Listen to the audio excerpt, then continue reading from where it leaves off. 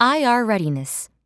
Attack techniques used by attackers are becoming more sophisticated, and it is becoming more difficult to respond to incidents in a general system state while using various concealment techniques until the attack purpose is achieved. In addition, in case of an incident, various response systems should be systematically prepared in advance because they are affected by various internal and external factors. What should be equipped to effectively respond to an incident? Let's take a look. Because IR readiness is based on forensic readiness, we will look at both concepts and technical considerations. First, let's look at forensic readiness. Forensic readiness can be defined as the organizational readiness to maximize the availability of digital evidence while minimizing the cost of investigation. In the early 2000s, the United States was the focus of discussions, but in 2009, the relevant system was first established in the United Kingdom. Although much of the cost of information security is invested to reduce the likelihood of incidents, forensic preparedness is a preliminary investment to enhance post-response capabilities. It includes technical, organizational, and human endeavors, and includes consideration of the legal witnessing capabilities of the data.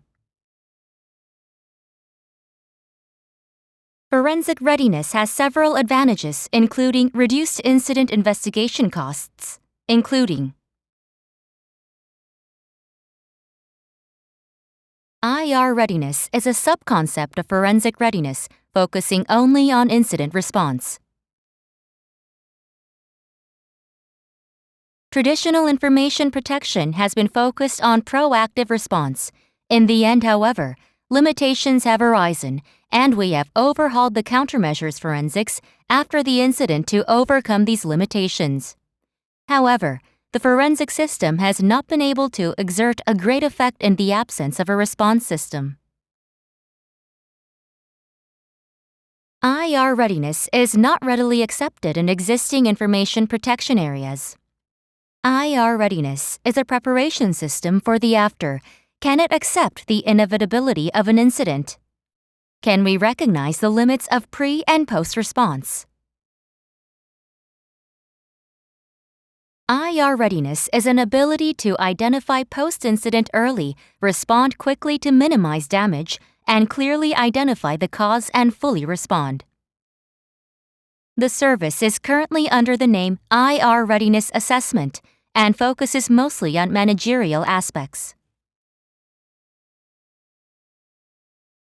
Most IR readiness assessment services are based on NIST 800-61. The contents can be divided into 3 parts as follows. For details, refer to the standard document. One of the typical IR readiness services is Silence Incident Response Readiness and Retainer Services. Evaluate how well your organization is prepared to prevent targeted attacks. Similar service is Mandiant's Response Readiness Assessment Service. This service evaluates an organization's incident response capability by 6 categories. The common evaluation items to the IR readiness service are divided into 4 parts.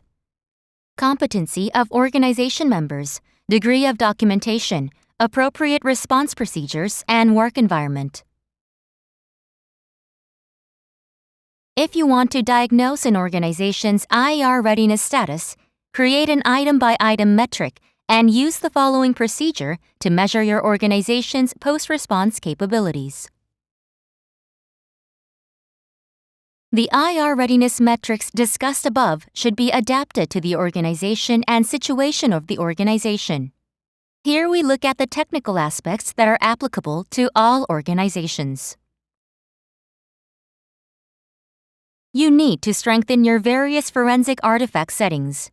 The default client environment can identify the cause of the incident from several hours ago, but it is very difficult to analyze the trace from a few months ago.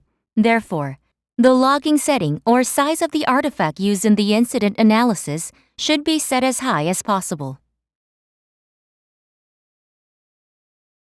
Next, host monitoring should be enhanced. If it is not possible to monitor all the hosts in an organization, you should set up a high-risk group to strengthen the monitoring or create a system that allows monitoring only at a desired point in time.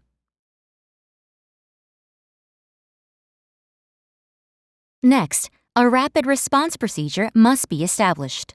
There is also golden time in incident response. The golden time of a basic system without advanced client setting is 2 to 3 hours. Therefore, if there is no incident response within this time, it may be difficult to determine the exact cause. Next, when an abnormal symptom is found, it should be investigated using the manpower. If the attacker is a machine, it is possible to respond in an automated manner, but it is difficult to define all the methods and forms of attack because it is a person. Therefore, it is important to utilize manpower to look at and respond to an incident from the perspective of an attacker. Much of the real thinking is often based on managerial weaknesses rather than technical vulnerabilities. Therefore, management policies should be strengthened and continuous monitoring should be carried out to prevent the occurrence of holes. When an incident occurs on the host, it often responds by formatting or initializing the host.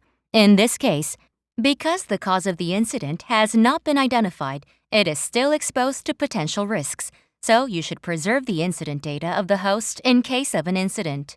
For business continuity, even if the system is quickly normalized, data for incident analysis should be preserved so that further analysis can be achieved.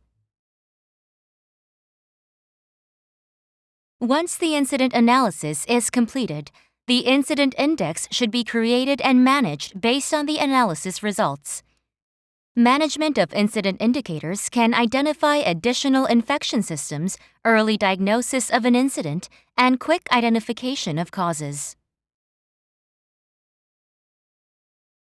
Finally, you need to do a lot of virtual simulation training.